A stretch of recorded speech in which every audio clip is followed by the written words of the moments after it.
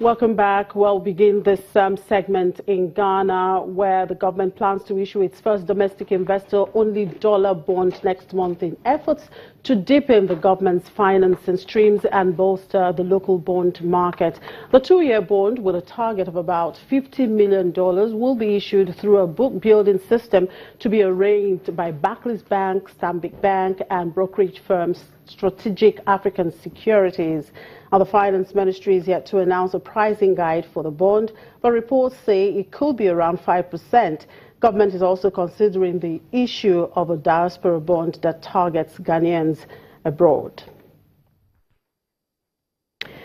And cement is one of the most important commodities for building.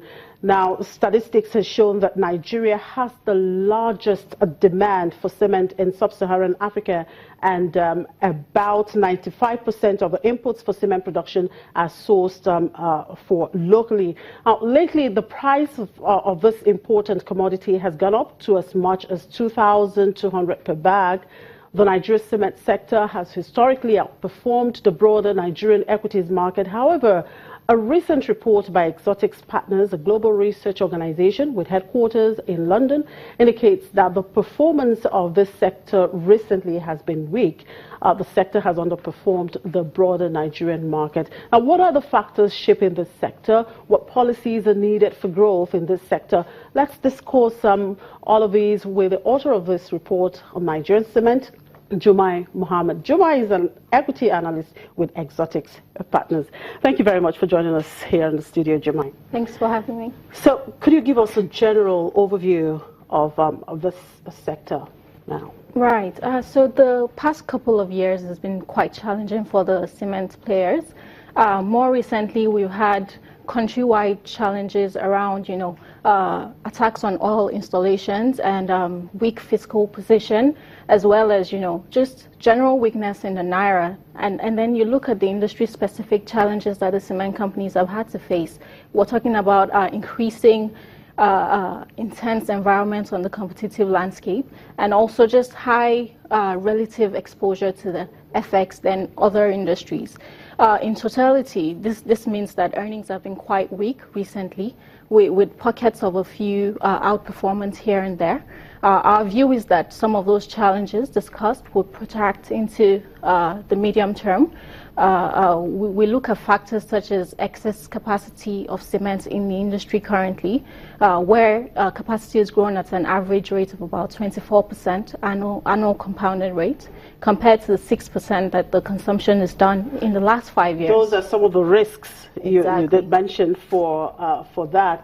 Okay, just before we get to the risk, you talked about the profitability declining. Now, do you see this persistent, in the long and medium term? I think this is more of a medium-term challenge for the cement players, simply because, to this extent, they haven't taken on the full impact of the FX devaluation, or even the fact that, the environment is not the same it used to be a number of years ago when we were seeing double-digit growth. But over the long term, I think there's still a very strong prospect for the industry, given that, there's a latent demand for cement in the industry, given the backlog of infrastructure and housing projects yet to come on board. So what is driving this demand of the cement consumption? What is driving it?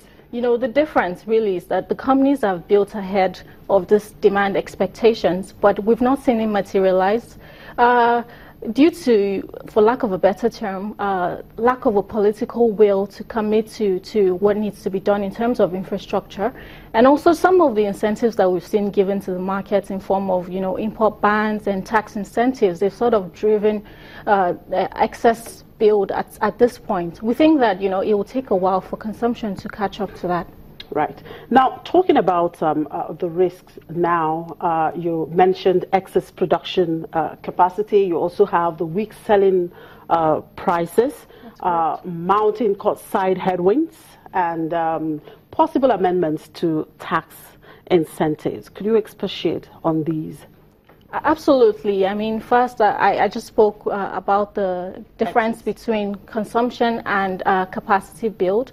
But pricing over the long term, in our view, is going to trend downwards simply because competition is increasing. And in recent times, we haven't seen, the major player sort of sets the price for the industry. We haven't seen such follow-up of pricing on cost pressures so far. We think that price will continue to reflect the competitive pressures, and on that basis, we think it'll be volatile with a clear trend downwards. And then on the cost pressures you talked about, these are, well documented issues such as FX challenges, low gas supply in the country, and issues like this. We think some of them might continue into the medium term. And then talking about tax amendments, at this point, it might seem like a lesser risk when you put everything into context, but we think it can be ignored simply because government fiscal positions is quite weak now. We need to diversify our sources of revenue outside of oil dependence. Tax is a way to look at it. And you can argue that, the purpose for which these tax incentives were given to some of the cement players, is being met. Now we're seeing strong margins. We're seeing, as a matter of fact, overcapacity in the industry. So we're at a point where we have self-sufficiency in cement supply. It's time to look ahead to things that would help long-term growth of the industry. And I think some of that will be cutting back on taxes, feeding it into other aspects of the economy, such as infrastructure, which on the long term is actually a benefit for the cement players. All right, thank you very much for your time, Jumai. I will have to let you go. Thank you very much for having me. Right. Well, as the CBN Monetary Policy Committee meeting begins its meetings today, all eyes are on them to see what the next monetary policy decision will be as the economy enters into recession. Let's talk to the CEO of Time Economics, Dr. Oho Okiti. Good afternoon, Dr. Okiti. Good afternoon. Right, the CBN and its Monetary Policy Committee have started their meeting. What are your expectations? What do you expect to see at the end of this meeting tomorrow? Well, the meeting starting today and completing tomorrow is the fifth one this year, and is the penultimate one before the end of the year. What I expect is for them to take into consideration the data that we saw on the GDP in the second quarter, and of course the rising inflation and the rising levels of unemployment in the economy. So I think these are the three key issues that they will take into consideration. I also expect them to assess where we are in terms of how the foreign exchange market is doing on the FMDQ platform. So taking all this into consideration, I think is going to be an extensive and a widely scoped meeting for them to consider, yes. Right. Now, the CBN says the worst is over for Nigerian economy and sees a recovery in the fourth quarter. Do you agree with him? To an extent, yes. And this is the context in which I will say I agree. If you look at the first quarter data for this year in terms of GDP and even in terms of employment, you see, we kind of knew that by the end of the second quarter we will enter recession, which is actually what happened.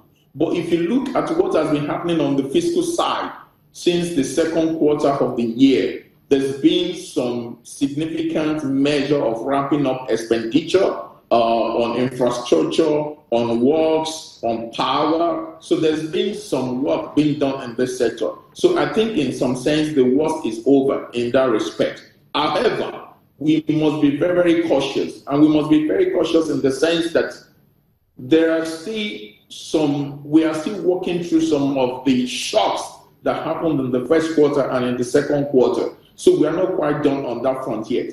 In relation to inflation, one of the reasons why you can say the worst is over is that you can begin to see that the rate of price increase is actually decelerating. So on that front, you can begin to sense that the worst is over. However, I think it would be wrong to actually expect a significant growth in the third quarter it may just be something in the region of 0 point something. Compared to what we have in the second quarter. All right, so thank yes, you very in terms much. of recession, the worst may be over, but in terms of actual recovery, very much, a year to 18 months. All right, thank you very much for your time, Dr. Oho Okiti, CEO Times Economies. We'll take a quick break. When we return, we'll cross over to the FMDQ OTC fixed income markets. Do stay with us.